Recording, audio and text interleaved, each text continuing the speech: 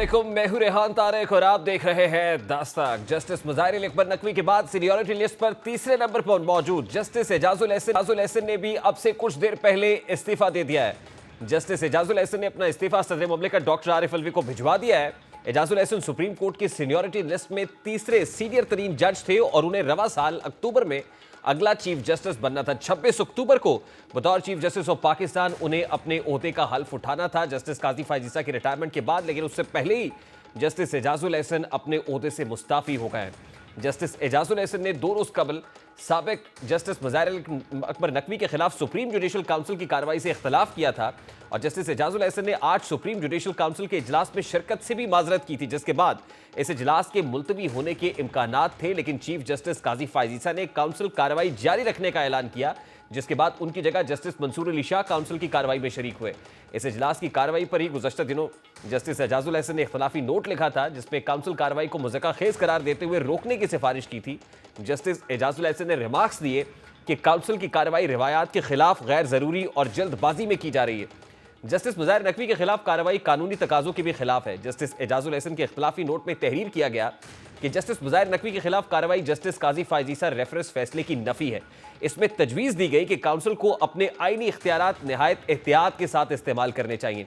Council मेंबरान के इख्तलाफ की सूरत में जज के खिलाफ कार्रवाई गौर व फिक्र के बाद करनी चाहिए। उनके इख्तलाफी नोट के बाद भी काउंसिल का इजलास बुलाए जाने पर जस्टिस मुज़ाहिर नकवी ने अपना इस्तीफा दिया, लेकिन इसके बावजूद आज काउंसिल का तयशुदा इजलास बुलाया गया, जिसमें जस्टिस एजाजुल एहसन ने शिरकत नहीं की और माजरत कर ली। लेकिन इसका भी काउंसिल इजलास की कार्रवाई पर कोई असर नहीं हुआ और कार्रवाई जारी रखी गई, जिसके बाद अब जस्टिस एजाजुल एहसन के इस्तीफे की खबर हर टीवी स्क्रीन की जीनत बनी हुई है। आज ही जुडिशल काउंसिल के सरबराह और चीफ जस्टिस ऑफ पाकिस्तान ने रिमार्क्स दिए कि जस्टिस मुज़ाहिर नकवी के खिलाफ कार्रवाई जारी रखने का इंदिया देते हैं और यह भी कहा कि यह नहीं हो सकता कि कोई जज पूरे इदारे की साख तबाह करके इस्तीफा दे जाए और हम कोई कार्रवाई ना करें। पूरा पाकिस्तान हमारी तरफ देख रहा है, कोई तो फाइंडिंग देनी है, शिकायत जेन्युइन थी या नहीं। चेयरमैन काजी फायज ईसा की ज़ेर सदारत सुप्रीम जुडिशल काउंसिल का इजलास हुआ तो justice Sardar Tariq Masood, chief justice Balochistan high court, chief justice Lahore high court बतौर रुकन इजलास में शरीक हुए। ताहम मेंबर जस्टिस एजाजुल एहसन शरीक नहीं हुए। जस्टिस मुज़ाहिर अकबर नकवी का कोई वकील भी इजलास के सामने पेश नहीं हुआ। चीफ जस्टिस ऑफ पाकिस्तान ने अटॉर्नी जनरल को मुज़ाहिर अकबर नकवी का इस्तीफा पढ़ने की हिदायत की। चीफ जस्टिस ने अटॉर्नी जनरल से मुकालमा किया कि क्या आपको इस्तीफा मौसूल हुआ। चीफ जस्टिस ने अटॉर्नी जनरल को इस्तीफा पढ़कर सुनाने की हिदायत की, जिस पर उन्होंने साबिक जज का इस्तीफा पढ़कर सुनाया। चीफ जस्टिस ऑफ पाकिस्तान ने कहा कि इस्तीफा आइन की जिस शिक के तहत दिया गया वो पढ़ दें। इस पर अटॉर्नी जनरल ने आर्टिकल 179 पढ़कर सुनाया। चीफ जस्टिस ने पूछा कि काउंसिल जस्टिस एजाज के बगैर कार्रवाई कर सकती है या अगले सीनियर जज को लेना होगा। अटॉर्नी जनरल ने कहा कि काउंसिल को सीनियर जज को शामिल करना होगा। जस्टिस काजी फायज ईसा ने कहा कि जस्टिस एजाजुल एहसन काउंसिल में शमूलियत से माजरत कर चुके। अगले सीनियर जज जस्टिस मंसूर अली शाह हैं। जस्टिस मंसूर दस्तयाब हैं या नहीं मालूम करना होगा। चीफ जस्टिस ने सेक्रेटरी काउंसिल को जस्टिस मंसूर की दस्तयाबी मालूम करने की हिदायत करते हुए कहा कि जस्टिस मंसूर अगर दस्तयाब हुए तो दोबारा काउंसिल बैठेगी। आइन के आर्टिकल 209 की शिक 3 के तहत काउंसिल में अगर कोई जज ना हो तो अगले सीनियर जज को शामिल किया जा सकता है। मावनत दरकार होगी कि अब रेफरेंस पर कार्रवाई आगे चलेगी या नहीं। वक्फे के बाद चेयरमैन जुडिशल काउंसिल की सरबराही में इजलास दोबारा शुरू हुआ तो जस्टिस मंसूर अली शाह बतौर मेंबर काउंसिल इजलास में शरीक हो गए। जस्टिस काजी फायज ईसा ने कार्रवाई आगे बढ़ाते हुए कहा कि जज का इस्तीफा आखिरी मरहले पर दूसरे शो कॉज नोटिस के बाद आया, जिसकी 2 सूरतें हो सकती हैं। या तो जज के खिलाफ शिकायत झूठी थी और जज ने प्रेशर में आकर इस्तीफा दिया। दूसरी सूरत में जज के खिलाफ इल्जाम दुरुस्त थे, जज इसका सामना नहीं करना चाहते थे। उन्होंने कहा कि जज की बरतरफी का सवाल अब गैर मुतल्लका हो चुका है। अभी तक काउंसिल ने सदर मुमलिकत को सिर्फ रिपोर्ट भेजी थी। अगर इल्जामात साबित हो जाते तो काउंसिल सदर मुमलिकत को जज की बरतरफी के लिए लिखती। जस्टिस मंसूर अली शाह, क्या काउंसिल की कार्रवाई इस्तीफे के बाद रुक जाती है? चीफ जस्टिस काजी फायज ईसा ने कहा कि काउंसिल ने अब कोई ना कोई फाइंडिंग तो देनी है। अगर कोई जज सुप्रीम कोर्ट की साख तबाह करके इस्तीफा दे जाए तो क्या इसे हमें खतरा नहीं होगा? अपनी तबाह साख की सर्जरी कैसे करेंगे? अटॉर्नी जनरल ने कहा कि अवामी एतमाद का शफाफियत से बराह रास्त ताल्लुक है। काउंसिल के सामने सवाल यह है कि जज के इस्तीफे का कार्रवाई पर असर क्या होगा। उनका कहना था कि जज को हटाने का तरीका रूल्स ऑफ प्रोसीजर 2005 में दर्ज है। सुप्रीम कोर्ट के 2 रुकनी बेंच 2023 में फैसला दिया था कि जज रिटायर हो जाए तो उसके खिलाफ कार्रवाई नहीं हो सकती। उन्होंने मजीद कहा कि केस में साबिक चीफ जस्टिस साकिब निसार के खिलाफ शिकायती जो मामलात हैं सुप्रीम जुडिशल काउंसिल को भेजी गई थी और काउंसिल में चीफ जस्टिस साकिब निसार ने शिकायत पर कार्रवाई नहीं की थी। साकिब निसार के खिलाफ कार्रवाई ना होने पर आईनी दरखास्त 2020 में दायर हुई और फैसला 2023 में हुआ। चीफ जस्टिस ने कहा कि साकिब निसार के मामले में तो कार्रवाई शुरू नहीं हुई थी, जबकि अब हो चुकी है, जिस पर अटॉर्नी जनरल ने कहा कि यह अपनी नौयत का पहला मामला है जिसका सामना सुप्रीम जुडिशल काउंसिल कर रही है। चीफ जस्टिस ने कहा कि इसका मतलब ये नहीं है कि सुप्रीम जुडिशल काउंसिल राय नहीं दे सकती। अगर काउंसिल में से जज का कोई दोस्त कार्रवाई के आखिरी दिन उन्हें बता देता कि आपको बरतरफ करने लगे हैं और वो इस्तीफा दे जाए तो फिर क्या होगा? अटॉर्नी जनरल की इस बारे में क्या राय है? अटॉर्नी जनरल ने कहा कि कार्रवाई के दौरान जज का इस्तीफा दे जाना अपनी नौयत का पहला केस है। जो फैसला जून 2023 में आया वो 2 रुकनी बेंच का था, जबकि सुप्रीम कोर्ट के प्रोसीजर बिल के आने के बाद आईनी मामलात पर यह बेंच फैसला नहीं दे सकता था। सुप्रीम कोर्ट ने जस्टिस मुजारिल अकबर नकवी और ख्वाजा हारिस को नोटिस जारी किए। सुप्रीम जुडिशल काउंसिल का इजलास कल 11:30 बजे तक मुलतवी कर दिया गया और इस हवाले से हिदायत जारी की गई है कि जस्टिस मुजारिल नकवी और उनके वकील को काउंसिल की कार्रवाई के बारे में आगाह किया जाए। अब एक तरफ जस्टिस मुजारिल अकबर नकवी का मामला है। गुज़श्ता रोज मुजारिल अकबर नकवी का इस्तीफा आया। आज जस्टिस एजाजुल एहसन का इस्तीफा आ जाना इटसेल्फ ये बहुत गैर मामूली नौयत का मामला दिखाई देता है और जस्टिस एजाजुल एहसन जस्टिस उमर अता बंदयाल के बहुत करीब समझे जाते थे और उस दौरान जो भी बेंच बनते थे और जो भी राय दी जाती थी उसमें तसव्वुर किया जाता था कि सुप्रीम कोर्ट ऑफ पाकिस्तान में एक हम ख्याल बेंच मौजूद है जो पाकिस्तान तहरीक-ए-इंसाफ यानी उस वक्त की हुकूमत को फेवर कर रहा है।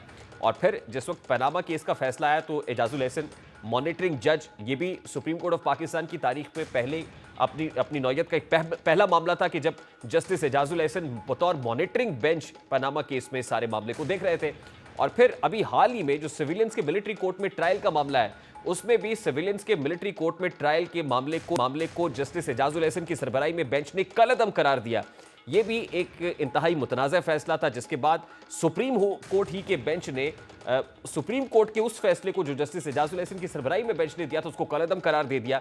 और अब जस्टिस मुजाहिर नकवी के मामले पर जब सुप्रीम जुडिशल काउंसिल की कार्रवाई के अंदर बतौर काउंसिल मेंबर इख्तलाफी नोट जस्टिस एजाजुल एहसन ने लिख दिया और उसके बाद उन्होंने इस कार्रवाई का हिस्सा बनने से माजरत भी कर ली, इसके बावजूद जब यह कार्रवाई जारी रही तो लगता यह है कि इस तनाजुर के अंदर जस्टिस एजाजुल एहसन अपने आप को आइसोलेटेड या कॉर्नर्ड महसूस कर रहे थे और उन्होंने ये महसूस करते हुए इस्तीफा दिया है। लेकिन वो पहली बार तो नहीं हुआ। जिस वक्त जस्टिस एजाजुल एहसन और उनका हम ख्याल बेंच जस्टिस उमर अता बंदयाल की सरबराही में काम कर रहा था तो उस वक्त जस्टिस काजी फाजी साहब भी कॉर्नर्ड थे, उनके साथ जस्टिस सरदार तारिक मसूद जैसे जजेस भी कॉर्नर्ड थे। लेकिन इस्तीफे आना और इस्तीफों की जो झड़ी लगी है, सवाल तो यह भी बनता है कि अब इसके बाद इस्तीफा किसका होगा। मुजाहिर नकवी इस्तीफा दे गए, जस्टिस एजाजुल एहसन इस्तीफा दे गए, क्या सुप्रीम कोर्ट ऑफ पाकिस्तान को कोई और जज भी इस्तीफा देने जा रहा है? इन तमाम तर मामलों पर बात करेंगे। इस वक्त chairman executive bar council Hasan Raza Pasha साहब हमारे साथ मौजूद हैं। अस्सलाम वालेकुम पाशा साहब, बहुत बहुत शुक्रिया आपके वक्त के लिए। कल जस्टिस मुजाहिर नकवी का इस्तीफा, आज जस्टिस एजाजुल एहसन का इस्तीफा आ जाना किस तरह गैर मामूली नौयत का मामला दिखाई देता है? देखिए, वाकई ये गैर मामूली नौयत का मामला है। 24 अक्टूबर 2024 को उन्होंने जस्टिस काजी फाइज साहब से रिटायर होने के बाद चीफ जस्टिस ऑफ पाकिस्तान का मनसब संभालना था। लेकिन आज भी हमें कुछ नजर आ रहा था क्योंकि आपको ये तो पता है कि आज सुप्रीम जुडिशल काउंसिल की कार्रवाई थी जिसमें जस्टिस मुजाहिर अली अकबर नकवी साहब के खिलाफ जो रेफरेंस पाकिस्तान बार काउंसिल और दीगर बार काउंसिल ने किए हुए थे उनकी सुनवाई थी। तो हम उसमें मौजूद थे। तो उस वक्त हैरत हुई जब वो जस्टिस एजाजुल एहसन तशरीफ नहीं लाए उस सुप्रीम जुडिशल काउंसिल के इजलास में। तो फिर चीफ जस्टिस साहब ने बताया कि आज उन्होंने माजरत की है तो वो नहीं आ रहे। उसके justice Abeer Bhatti chief justice Lahore high court उन्होंने पॉइंट आउट किया कि जो आर्टिकल 209 का क्लास 3 है उसमें ये है कि अगर कोई जज किसी वजह से नहीं भी अटेंड कर सकता, इस्तीफा दे देता है, बीमार होता है या वैसे डिक्यूज कर देता है तो उसके बाद उसका सीनियर मोस्ट जज जो है वो उसकी जगह संभालता है। तो इसीलिए फिर एडजेंट किया उन्होंने आधे घंटे के लिए मैटर और फिर जस्टिस मसूद अली शाह साहब को इसका हिस्सा बनाया। लेकिन एक चीज जो बड़ी सिग्निफिकेंस है इसमें वो ये है कि आपको ये तो पता है कि 4-5 साल से धराबंदी बड़ी अरूज पे थी और जस्टिस उमर साहब बंदयाल के मुतमद्दे खास तस्वर किया जाता था इनको जस्टिस एजाजुल एहसन साहब को, और जिनके खिलाफ शिकायत भी अपनी जगह पे काफी थी और एक दो दिन से ये र्यूमर चल रही थी कि शायद कोई नया रेफरेंस आए या कोई पिटीशन ऐसी आए जिसमें पेनल्टी का मामला हो, तो हमें ये अंदाजा नहीं था कि उसका जो जस्टिस इजाजुल हसन साहब उसका शिकार होंगे या वो उनका मामला इस्तीफा की हद तक आ जाएगा। क्योंकि आपको याद है कि पनामा लीक्स के केस में ये first time in history of judiciary of Pakistan ये हुआ कि किसी केस के ट्रायल का जो इंस्पेक्शन जज या मॉनिटरिंग जज जस्टिस एजाजुल हसन साहब थे। लेकिन देखिए at this point in time भाई साहब, at this point in time Mazahir Naqvi साहब के मुतालिक तो कहा जा सकता है कि दबाव में थे, खासे प्रेशर में थे, लेकिन क्या एजाजुल हसन साहब भी दबाव महसूस कर रहे थे? बिल्कुल, शायद यकीनन दबाव। अभी कोई आपका एंकर बात कर रहा था कि वो ये कह रहे थे कि वो उनको उनके साथ इस तरह ट्रीट नहीं किया जा रहा जिस तरह उनकी हैसियत है कि ही सीनियर जज और उनको उस तरीके से। लेकिन मैं नहीं समझता कि ऐसा हो, बल्कि काजी फाइज साहब इनसे सलाह कोर्ट में बैठे हुए मशवरा जरूर करते थे। और एक जुडिशल कमीशन के इजलास में, जुडिशल काउंसिल के इजलास में एक शिकायत कुनिंदा ने उनकी वहां मौजूदगी पे एतराज किया कि जो दोबर वाला केस था सर्विस मैटर और वो जस्टिस बगैर नकवी के साथ बेंच में वो शामिल थे, तो उन्होंने रेफर किया था चीफ जस्टिस ऑफ पाकिस्तान को कि सुओ मोटो ले इसका, तो उसमें ये शामिल थे, तो ये भी एक लिहाज से उनके साथी हैं, तो लिहाजा ये ना बैठे। तो उस पे जस्टिस काजी फाइज साहब ने इनकी मौजूदगी ने कहा कि नहीं, मैं नहीं चाहता इनको, बिल्कुल ये ऑनरेबल जज हैं, इनको ये बैठते हैं, हाँ इनकी अपनी मर्जी है कि ये अगर जाना चाहते हैं, बट मैं इस पे नहीं कहूंगा। तो उन्होंने हमारे सामने इनको रिस्पेक्ट दी, ड्यू रिस्पेक्ट दी इनको। और लेकिन मेरा ख्याल है कि इसके पीछे कुछ और भी बातें होंगी यकीनन, शिकायत या और इस हवाले से जो सरफेस पे आहिस्ता आ रही थी, तो अपने खिलाफ मुमकिन कार्रवाई से बचने के लिए शायद उन्होंने प्री मेच्योर रेजिग्नेशन का फैसला कर लिया हो, ये मुमकिनात हो सकती है। भाई साहब ये वक्त बड़ा अहम है। एक ऐसे वक्त में ये इस्तीफा आया है जब सुप्रीम जुडिशियल काउंसिल ने आज कार्रवाई जारी रखने का इंदिया दिया। आज जस्टिस एजाजुल हसन के एसजेसी के अंदर आने से माजरत करने के बावजूद जस्टिस मंसूर अली शाह है, कार्रवाई को जारी रखा गया। इस फैसले से दिल बर्दाश्ता होकर भी वो इस्तीफे का हंगामी फैसला कर सकते हैं? असल में हुआ ये है कि पहले तो रवायतन ये होता था कि किसी जज के खिलाफ सुप्रीम जुडिशियल काउंसिल में कार्रवाई हो रही है और वो जब ये इस नतीजे पे पहुंचता है कि शायद मुझे सर्विस से रिमूव कर दिया जाए, तो वो इस्तीफा दे के घर चला जाता है और बाद में सारे perks and privileges, pension, benefit वो एंजॉय करता है। तो इस केस में जब अभी फ्लैश आउट किया जा रहा था और अटॉर्नी जनरल ऑफ पाकिस्तान ने भी आर्ग्यू किया कि नहीं, ये तो आर्टिकल 209 ऑफ द कॉन्स्टिट्यूशन और जो प्रोसीजर है सुप्रीम जुडिशियल काउंसिल का, उसमें ये कहीं नहीं लिखा कि रिटायरमेंट या इस्तीफा देने के बाद जज के खिलाफ कार्रवाई खत्म हो सकती है। ये तो सुप्रीम जुडिशियल काउंसिल ने अवेलेबल जो इंफॉर्मेशन या शिकायत है, इनकी रोशनी में प्रेसिडेंट ऑफ पाकिस्तान को अपनी रिपोर्ट भेजनी होती है। और जब प्रेसिडेंट ऑफ पाकिस्तान को रिपोर्ट भेजनी है, तो फिर कैसे ये कह रही है कि ये बेगुनाह है, उन्होंने इस्तीफा दे दिया, ये फारुग हो गए। उनको तो शिकायत का जो है वो सारा फ्लैश आउट करके इस नतीजे पे पहुंच के उनको रिपोर्ट तो लाजमी भेजनी है, क्योंकि उसमें दो ही बातें हैं, या रिमूवल फ्रॉम सर्विस है या नॉन रिमूवल ऑफ सर्विस है। तीसरी कोई बात इस्तीफे वाली या रिटायरमेंट वाली बात नहीं। ठीक पाशा साहब, कल जस्टिस मज़ाहिर नकवी का इस्तीफा, आज जस्टिस एजाजुल हसन का इस्तीफा, दोनों को हम ख्याल बेंच का हिस्सा तस्वुर किया जाता था। इसके बाद भी आप देख रहे हैं कि कोई सुप्रीम कोर्ट का जज इस्तीफा दे सकता है, कोई और इस्तीफा भी आ सकता है? देखिए, ये एक मुकाफाती अमल है। मेरा ख्याल है कि जब जस्टिस उमर अता बंदयाल के दौर में ये सारे एंजॉय कर रहे थे, तमाम मराहत और तमाम तर फैसिलिटीज और तमाम तर इख्तियारात फुल फ्लैज जब इस्तेमाल कर रहे थे, तो जो निगलेक्टेड थे, जैसे सरदार तारक मसूद साहब सीनियर जूनियर जज हैं, इनको बुरी तरह नजरअंदाज किया गया। जस्टिस काजी फाइज साहब को न सिर्फ बुरी तरह नजरअंदाज किया गया, बल्कि उनके खिलाफ तो रेफरेंस भी और जो उनकी एहलिया मोहतरमा के बारे में जो रिमार्क किए गए या जो किया गया वो भी ऑन रिकॉर्ड है सारी बातें। तो ये चीजें शायद ये इंसानी फितरत है, हो सकता है कि लेकिन पाशा साहब उस वक्त किसी जज ने इस्तीफा नहीं दिया था। जस्टिस काजी फाजीसा नेग्लेक्टेड थे, मुस्ताफी नहीं हुए, सुप्रीम जुडिशियल काउंसिल की कार्रवाई को भी फेस किया। जस्टिस सरदार तारिक मसूद नेग्लेक्टेड थे लेकिन मुस्ताफी नहीं हुए। अब ये जो इस्तीफे आना शुरू हो गए हैं, क्या कोई नया अदालती बहरान खड़ा हो सकता है? नहीं, मेरा ख्याल है कोई अदालती बहरान नहीं खड़ा होगा। बिल्कुल सीट खाली होगी तो ये तो एक हफ्ते में फिल हो जाती है, ऐसी कोई बात नहीं है।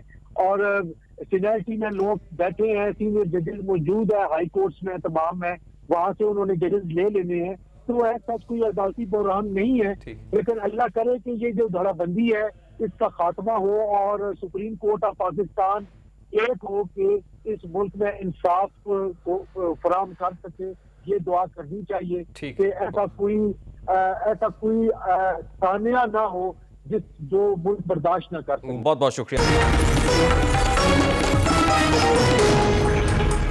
टिकट्स की तकसीम के हवाले से 15 से जायद पार्लिमानी इजलास, तवील मुशावरत, 184 घंटे पर मुहित ये पार्लिमानी बोर्ड्स के इजलास, दर्जनों कैंडिडेट्स को इंटरव्यू किया गया और गुज़श्ता शब ही पाकिस्तान मुस्लिम लीग नून की तरफ से रावलपिंडी, फैसलाबाद, गुजरावाला समेत मुतअद्दिद डिवीजन्स में जो फाइनलाइज कैंडिडेट्स हैं जिनको टिकट्स इशू किए गए हैं उनके नाम अनाउंस कर दिए गए। लेकिन उसके बाद एक नया तनाज़ा खड़ा हो गया है।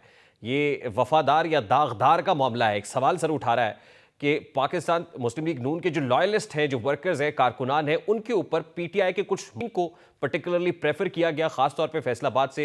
As far as Talal Chaudhry is concern, तो तलाल चौधरी को टिकट ना मिलना ये कचंबे की बात है। फिर राना एहसान अफजल जो पाकिस्तान मुस्लिम लीग नून के मतलब फैमिली बैकग्राउंड नून लीग से है, उन पर साबिका अपोजिशन लीडर राजा रियाज को प्रेफर किया जाना।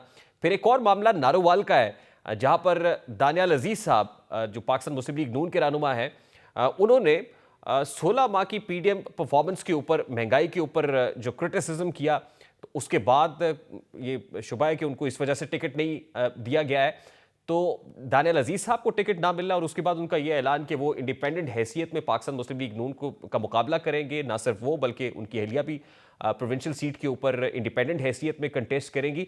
इससे पेशतर के कुछ डिटेल्स और कुछ शॉट्स आपके सामने रखे। मैं दानियाल अजीज साहब ने ज्वाइन कर लिया, तो मैं क्विकली दानियाल अजीज साहब की तरफ जाऊंगा।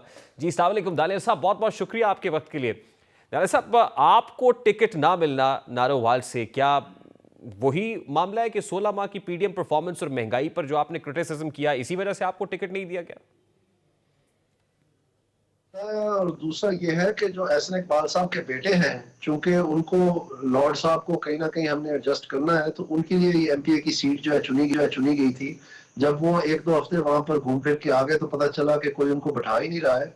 तो फिर पार्टी ने, जाहिर बात है, कहना था कि जी इनका नहीं बनता है तो आप ना इंक्रोचमेंट करें। तो फिर एहसन इकबाल साहब ने तैश में आके अपने जाती कागज वहां जमा करवा दिए एमपीए के लिए, अंदाजा करें। और इस बात से कि अगर मुझे हटाएंगे तो फिर पार्टी को बहुत बड़ा नुकसान उठाना पड़ेगा। तो अपनी जिद पूरी करने के लिए, अपने बेटे के लिए, उन्होंने कहा कि जी मैं फिर इस्तीफा दे दूंगा बाद में और अपने बेटे को फील्ड करूंगा यहाँ पर। तो पार्टी ने उनको कही ये बात कि अगर आप 2 सीटों पे जीत भी गए, फर्ज करें कोई अल्लाह की तरफ से कोई मेहरबानी होगी आपके ऊपर, तो फिर पाकिस्तान मुस्लिम लीग नून अगर चीफ मिनिस्टर के लिए या प्राइम मिनिस्टर के लिए उनको वोट दरकार है तो आप तो एक ही हलफ उठा सकेंगे, तो दूसरी सीट तो फिर नफी में जाएगी। तो इसका मतलब ये आप जीत भी गए तो फिर भी पीएमएलएन का जो है ना नुकसान होना है। तो आप क्यों ये हरकत कर रहे हैं? क्योंकि आपको तो फिर बाई इलेक्शन होगा 3 महीने बाद, उस वक्त तक तो ये सारे फैसले हो चुके होंगे।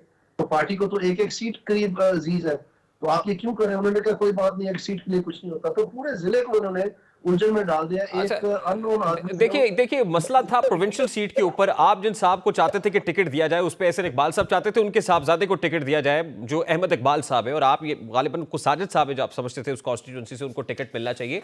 अब उनको तो नहीं मिला जो जिनको आप बैक कर रहे थे, लेकिन साथ ही साथ ये भी हुआ कि अहमद इकबाल को टिकट नहीं दिया गया। उस पर एहसन इकबाल साहब खुद प्रोविंशियल सीट के ऊपर कूद पड़े हैं। तो अब आपने ये फैसला किया है कि आप इंडिपेंडेंट हैसियत में इलेक्शन कंटेस्ट करेंगे, और अगर करेंगे तो आपकी कॉन्स्टिट्यूएंसी नेशनल असेंबली की तो एहसन इकबाल साहब वाली नहीं होगी ना दानियाल साहब? जी नहीं है, लेकिन वहां पर पार्टी टिकट उन्होंने एहसन इकबाल साहब ने एक अनवारुल हक साहब को दिलवा दी है, जो कि पहले सारी उम्र पीपल्स पार्टी में रहे।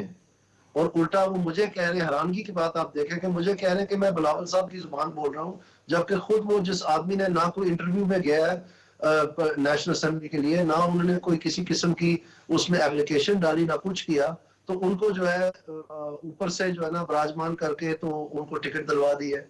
तो जाहिर बात है फिर उन्होंने तो यहाँ पर कभी एमएलए का इलेक्शन लड़ा भी नहीं, और ना ही उनकी कोई ऐसी खिदमत है पार्टी के लिए, ना ही ऐसी कोई उनकी काबिलियत है जिससे पार्टी को बहुत अहमियत थी कि उनको जैसे कभी फाइनेंस मिनिस्टर को कहीं से इलेक्ट करवा देते, सेनेटर बना देते हैं। इस तरह की भी कोई बात नहीं है। तो एक जो डाई हार्ड वर्कर था पार्टी का, जिसमें काबिलियत भी है, जो मिडिल क्लास का आदमी है, जिसपे करप्शन का कोई दबाव नहीं है, जिसकी खुद एक सियासी साख है, तो मेरे जैसे लोग जो प्रोफेशनल हैं, हम तो बहुत सारे लोगों को थ्रेटन कर देते हैं, वो तो घबरा जाते हैं मेरे जैसे को देख के, क्योंकि उनमें खुद में काबिलियत होती नहीं है, जैसे मैंने अभी साबित कर दी है। ये जो प्लानिंग कमीशन ऑफ पाकिस्तान है एहसन इकबाल साहब के नीचे, इन्होंने बताया था, इनका काम ही ये होता है कि ये आने वाले जो अदादो शुमार है उनका अंदिया दे, अंदाजा दे। तो इन्होंने कहा कि महंगाई पाकिस्तान में 11.5% पे जाएगी प्लानिंग कमीशन में, जब ये वजीर थे, और उलट जो है वो 30% भी तक तजावज कर गई। तो आप मुझे बताएं, जब उनको पता ही नहीं है कि महंगाई का जो है ना एक ऐसा लहर आ रही है जिसमें सारों ने बहा जाना है, सब ने डूब जाना है, तो उसका प्लान वो क्या बनाएंगे? अच्छा देखिए दानियाल साहब, अब आपने जब इंडिपेंडेंट हैसियत में इलेक्शन कंटेस्ट करने का फैसला किया, तो मैं चाहता हूं कि आपकी वसातत से मैं जरा व्यूअर्स के सामने भी रखूं कि 1995 में आपने प्रैक्टिकल पॉलिटिक्स का आगाज किया था। आप एक पॉलिटिकल फैमिली बैकग्राउंड से हैं और 1997 के अंदर आप इंडिपेंडेंट हैसियत में। सॉरी, मैं आपको करेक्ट कर दूं, मैंने 1991 में पहला इलेक्शन लड़ा था, मैं जिला काउंसिल का मेंबर बना था। उसके बाद 93 में मैंने नेशनल असेंबली का इलेक्शन लड़ा। उसके बाद मैंने 97 में नेशनल असेंबली का इलेक्शन इंडिपेंडेंट लड़के मैं एमएनए बना, जब पाकिस्तान मुस्लिम लीग नून का फ्लड था पाकिस्तान में और 2 दहिया अक्सरियत मिली थी उसमें। मैं उस वक्त भी आजाद हसीयत में, जब मैं अभी नौजवान था, अभी तो खैर मुझे बहुत सारे साल हो गए, उस वक्त भी मैं इंडिपेंडेंट इलेक्ट हुआ था। और 2002 में भी आप इंडिपेंडेंट आए, फिर काफ लीग को आपने ज्वाइन कर लिया था गालिबन, और same goes in 2008 as well. 2013 में आप पाकिस्तान मुस्लिम लीग नून को ज्वाइन करता है। जी ऐसा ही है। और 2018 में आपको डिस्क्वालिफिकेशन का सामना करना पड़ता है। आप उस वक्त भी पार्टी कायद को बैक कर रहे थे और उनकी डिस्क्वालिफिकेशन के हवाले से बात कर रहे थे। अच्छा, अभी यू फीलिंग कॉन्फिडेंट इनफ कि इंडिपेंडेंट हैसियत में भी आप यहां से इलेक्शन कंटेस्ट करेंगे और जीत सकते हैं, सीट निकाल सकते हैं? ये तो 97 में ही इम्तिहान हो गया था जी, और ये जो माशाल्लाह 442 पोलिंग स्टेशन है यहाँ इस एमएनए की सीट में, NS 75 में, तो 3 हफ्तों में इनको तो पोलिंग एजेंट ही मैंने, वोट तो बड़ी दूर की बात है। और जो PP 54 है उसमें 162 पोलिंग स्टेशन है, तो 162 पोलिंग स्टेशन पे सिर्फ पोलिंग एजेंट जो आपके तब इत्मीनान के लोग होते हैं उनको पैदा करके खड़ा करना, जो सारा दिन सर्दी में जो है ना मगजमारी करेंगे और लोगों के साथ लड़ाई करेंगे और वोटरों को लाएंगे और वो करेंगे, तो उनको ही पैदा करना मुश्किल काम है। तो वोट तो बाद की बात है।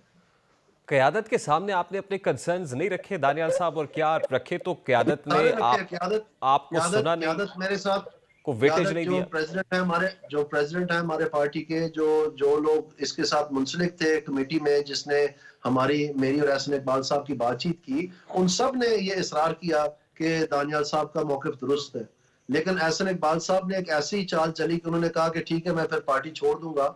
ऐसे मौके पे जब आप इलेक्शन में जा रहे हैं तो ये एक बहुत बड़ा स्कैंडल बन जाना था, तो उससे पार्टी को मजबूर करके उन्होंने ये काम करवाया। वो चाह नहीं रहे थे ये काम करना।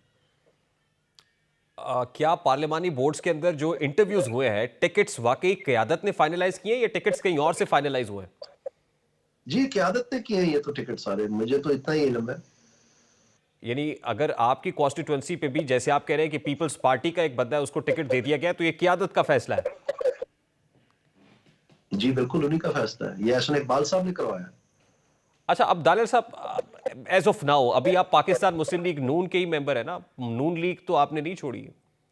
जी अभी तो ये बहुत ताज़ा है जी। कल शाम को, रात को कहीं पता नहीं 8-9 बजे हमें खबर मिली है, तो अभी तो सुबह से लेके तो मतलब टेलीफोन ही बंद हो रहा, और आप जैसे भाई जो है वो मुझे मेरा पॉइंट ऑफ व्यू लेना चाह रहे हैं मुख्तलिफ चैनल्स पे, तो अभी तो मुझे सच्ची बात है सोचने का भी नहीं वक्त मिला, लेकिन वो बात दूर नहीं है। आने वाले दिनों में सब कुछ क्लियर हो जाएगा। नहीं, ऐसा कोई इत्तेहाई इक़दाम भी हो सकता है कि आप पाकिस्तान मुस्लिम लीग नून से अलहदगी इख्तियार कर लें? अभी तो इंडिपेंडेंट हैसियत में इलेक्शन कंटेस्ट करने का कहा है। जी इलेक्शन कंटेस्ट कर रहे हैं, ये तो अब मुस्लिम लीग नून को सोचना है ना कि उन्होंने एक डायहार्ड वर्कर के साथ किस तरह का सलूक किया, तो उसका क्या तदारक होना चाहिए। तो जब आपने इंडिपेंडेंट हैसियत में इलेक्शन कंटेस्ट करने का ऐलान किया तो उसके बाद क़यादत ने आपको अप्रोच किया या इस फैसले के बाद क़यादत से कोई राब्ता हुआ हो? ये तो अभी ताजा बातें हैं जी, उन सारों को तो अपने लिस्टें फाइनल करने का 1 मिनट की वेल नहीं है, मतलब सर खुरकने की भी। तो आप मतलब आपको तो पता है सारी बात का, आप क्यों ऐसे सवाल कर रहे हैं? आई मीन अगर क़यादत ऑन बोर्ड है तो ये भी तो हो सकता है कि इंडिपेंडेंट हैसियत में आप इलेक्शन जीतने के बाद फिर पाकिस्तान मुस्लिम लीग नून क़यादत ने मेरे इल्म के मुताबिक बहुत बहुत मजबूरी से और बहुत मुश्किल से ये एहसन इकबाल साहब को गिवन किया है, क्योंकि वो बच्चों की तरह जिद कर रहे थे अपने बच्चे के लिए। और उनको ये पता है, जैसे मैंने आपको बताया है, देखें एक चीज है जो आप समझते हैं कि शायद मफरूजा है कि उसके ऊपर बात हो रही है, एक चीज तो सामने नजर आ रही है ना कि अगर ये दोनों सीटें जीत भी जाते हैं तो एक सीट या एमएनए की या एमपीए को उनको छोड़नी पड़ेगी, हलफ नहीं उठाएंगे, तो एक वोट तो गया ना पार्टी का। तो ये तो सामने दिखता हुआ नुकसान है जो मतलब आपके सामने ये कौन करना चाहता है। हो सकता है उन्होंने कवरिंग कैंडिडेट के तौर पे अपने साहबजादे को भी रखा हुआ। नहीं रखा ना, यही तो मैं आपसे कह रहा हूँ, आप इधर उधर की बात ना करें, जो मैं बात कह रहा हूँ उसको समझने की कोशिश करें। अच्छा दानियल साहब, चलिए आपका तो बड़ा पर्टिकुलर केस है और यहाँ पे एहसन इकबाल साहब के साथ मामला था। ये जो पीटीआई के मुनर्रफीन को प्रेफर किया गया है, खासतौर पे तलाल चौधरी फैसलाबाद से है, उनके मुकाबले में नवाब शेर वसीर को टिकट दे दिया गया है, तो ये क़यादत का दुरुस्त फैसला है? ये जी आप तलाल साहब से पूछे, मुझे तो नहीं पता उनके क्या मामला चल रहे हैं पार्टी के अंदर, मैं अपनी बात बता सकता हूँ। और फिर कुछ ऐसे लोग भी हैं, मतलब मैं इसलिए पूछ रहा हूँ कि आप भी पार्टी लॉयलिस्ट रहे ना सर, आप भी बहुत सारे फ्रंट्स के ऊपर पाकिस्तान मुस्लिम लीग नून का मुकदमा बड़े भरपूर अंदाज में लड़ते रहे, तो ऐसे लोग जो पीटीआई के लोग थे, मुझे उस बात पे फख्र है क्योंकि मैंने सच बोला, मैंने अल्लाह को अपनी जान देनी है और मैं आज भी उन बातों पे कायम हूं जितनी मैंने की थी, और मैंने नहीं माफी मांगी साकिब नसार साहब के होते हुए भी, ना मेरे खून में ये वतीरा है। और ये बात मेरी शायद जमात को भी अब समझ आ जाएगी आहिस्ता आहिस्ता कि कुछ लोग होते हैं जिनकी रीढ़ की हड्डी पुख्ता होती है और हम ये सह सकते हैं सारे बोझ। मैंने जब उन्होंने मुझे कहा कि जी आपने तो कुछ नहीं किया, आप सिर्फ माफी मांग ले, हम आपको छोड़ देते हैं, तो मैंने हंस के कहा कि अगर मैंने कुछ नहीं किया तो आप वैसे छोड़ेंगे, नहीं छोड़ेंगे तो आप फांसी लगा दें, कोई बात नहीं। अच्छा दानियल साहब, मेरा बड़ा सादा सा सवाल है sir, I want you to respond in a very simple and candid manner sir. क्या पाकिस्तान मुस्लिम लीग नून इस वक्त कॉम्प्रोमाइज्ड है? किस बात पे कॉम्प्रोमाइज? अपने बयानिए पर, जो बड़ा रेजिस्टेंस का बयानिया था, वोट को इज्जत दो का बयानिया था। बयानिया भाईजान, मेरी एक बात गौर से सुन ले, ये इलेक्शन सिर्फ और सिर्फ महंगाई के बारे में है और अभी तक किसी का महंगाई के बारे में बयानिया सामने नहीं आया, ना वो वजूहात बयान कर सके हैं, ना किसी ने उसका हल दिया है। मैं एक बेचारा गरीब था जिसने आवाज बुलंद की थी, मेरा हाल देख ले क्या किया। और ये महंगाई जो है ये होती नहीं है, ये समझने की बात है, महंगाई की जाती है और अगर कोई चीज की जा रही है ना तो फिर कोई ना कोई उससे मुस्तफीद हो रहा है। तो ये जो अशराफिया हमारी, इन्होंने पाकिस्तान की गरीब अवाम को मिटा दिया, तबाह कर दिया, अपने बच्चे उन्होंने स्कूल से उठा लिए। इससे बड़ा क्या हो कि आप अपनी नस्ल कशी अपने हाथों से कर रहे हैं, इससे बड़ा क्या जुल्म हो सकता है? दानियल साहब, lastly and very quickly, what are you on ground? What are you looking at? Sir, आप लोगों से मिलते हैं, कॉन्स्टिट्यूएंट्स के पास जाते हैं, ओवरऑल पाकिस्तान मुस्लिम लीग नून के साथ क्या होने जा रहा है? ये तासुर तो दिया जा रहा है कि लाडले जो भी पार्टी महंगाई के बारे में अपना बयानिया दुरुस्त नहीं करेगी और अवाम से ठीक उनकी समझ के मुताबिक वादा नहीं करेगी कि इसको ठीक करेंगे, वो बहा दी जाएगी। इस वक्त अवाम इतनी नाला है, और भले वो लाडले हो, भले उनको कोई मुक्तदरा की तरफ से बैकिंग हो, चाहे वो एहसन इकबाल हो, चाहे वो एहसन इकबाल का बेटा हो, इसको तो नारोवाल में इसका तो इंतजार कर रहे हैं लोग, क्योंकि ये तो जिम्मेदार था ना, ये तो सीट पे ये प्राइस मनी के चेयरमैन और मिनिस्टर थे।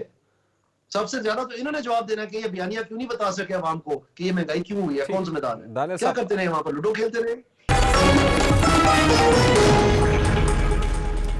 आम इंतखाबात 2024 में कमोबेश 28 रोज बाकी हैं। तमाम जमातें आजकल अपने इंतखाबी टिकट्स का ऐलान कर रही हैं, लेकिन तहरीक इंसाफ वो वाहिद जमात है जिसका मुस्तकबिल दाव पर है। इस जमात को आज भी ये मालूम नहीं है कि उसके पास कौन सा इंतखाबी निशान होगा। बल्ला उनके पास ही रहेगा, ये किसी और जमात के पास जाएगा, या फिर इसे बैलेट पेपर्स पर आउट कर दिया जाएगा। तहरीक इंसाफ को एक तरफ से कामयाबी मिलती है तो दूसरी तरफ से इसके लिए नए मसाइल पैदा हो जाते हैं। अभी गुज़श्ता रोज़ ही पेशावर हाई कोर्ट के डिविजनल बेंच ने तहरीक इंसाफ के हक में फैसला देते हुए इलेक्शन कमीशन को इंतखाबी निशान वेबसाइट पर जारी करने का हुक्म दिया। तहरीक इंसाफ अभी इस फैसले पर खुशियां बना रही थी कि इलेक्शन कमीशन ने इस फैसले को सुप्रीम कोर्ट में चैलेंज कर दिया है। गुज़श्ता रोज़ से ये इत्तला थी और फिर खासतौर पे पाकिस्तान तहरीक इंसाफ ने इलेक्शन कमीशन पर तौहीन अदालत की जो पटिशन है वो भी पेशावर हाई कोर्ट में कर दिया, क्योंकि पेशावर हाई कोर्ट ने कहा हुआ है कि इसको आप अपनी वेबसाइट पे जारी करें, मगर अभी तक इलेक्शन कमीशन ऑफ पाकिस्तान इस फैसले पर भी अमल दरामद जो है वो नदारत दिखाई देता है। बस इस हवाले से मुशावरत दरकार है कि अब इलेक्शन कमीशन ऑफ पाकिस्तान ने क्या करना है, और मुशावरत के बाद ये फैसला हुआ कि सुप्रीम कोर्ट ऑफ पाकिस्तान का दरवाज़ा खटखटाना है, और हो गया है। इलेक्शन कमीशन ने पेशावर हाई कोर्ट के फैसले को बिलाखिर सुप्रीम कोर्ट में चैलेंज किया, और इलेक्शन कमीशन ने अपील में मौक़िफ़ अपनाया है कि पीटीआई ने इंट्रा पार्टी इंतखाबात इलेक्शन एक्ट के मुताबिक नहीं कराए, जबकि पेशावर हाई कोर्ट का फैसला आइन और कानून के खिलाफ है। अब तक की इतलात के मुताबिक सुप्रीम कोर्ट में इलेक्शन कमीशन की दरख्वास्त को न सिर्फ डायरी नंबर अलॉट कर दिया गया है, बल्कि ये कहा गया है कि कल इस केस की जो समाअत भी होगी, और जस्टिस काजी फायज़ ईसा की सरबराही में जो बेंच है वो इलेक्शन कमीशन ऑफ पाकिस्तान की इस दरख्वास्त पर समाअत करेगा। गुज़श्ता रोज़ हमारे प्रोग्राम में पाकिस्तान तहरीक इंसाफ के बानी रहनुमा अकबर इस बाबर आए, और उन्होंने भी ये इंदिया दिया था कि वो ये फैसला सुप्रीम कोर्ट ऑफ पाकिस्तान में लेकर जाएंगे, लेकिन उससे पेशतर ही इलेक्शन कमीशन ऑफ पाकिस्तान, जो पहले ही बतौर फरीक पेशावर हाई कोर्ट में इसको चैलेंज कर चुका था, पेशावर हाई कोर्ट का फैसला आने के बाद अब election commission of Pakistan supreme court का दरवाज़ा खटखटा रहा है, और दरवाज़ा जिस पर दस्तक दी है कल अब ये समाअत होगी, और ये फैसला होना है कि पाकिस्तान तहरीक इंसाफ के पास बल्ला रहता है, रिटेन करती है, या फिर ये बल्ला फिर पीटीआई से वापस ले लिया जाता है। प्रोग्राम के वक्त अपने इख्तिताम को पहुंचा, आपसे मुलाकात होगी इंशाल्लाह कल। अब तक ख्याल, अल्लाह हाफ़िज़।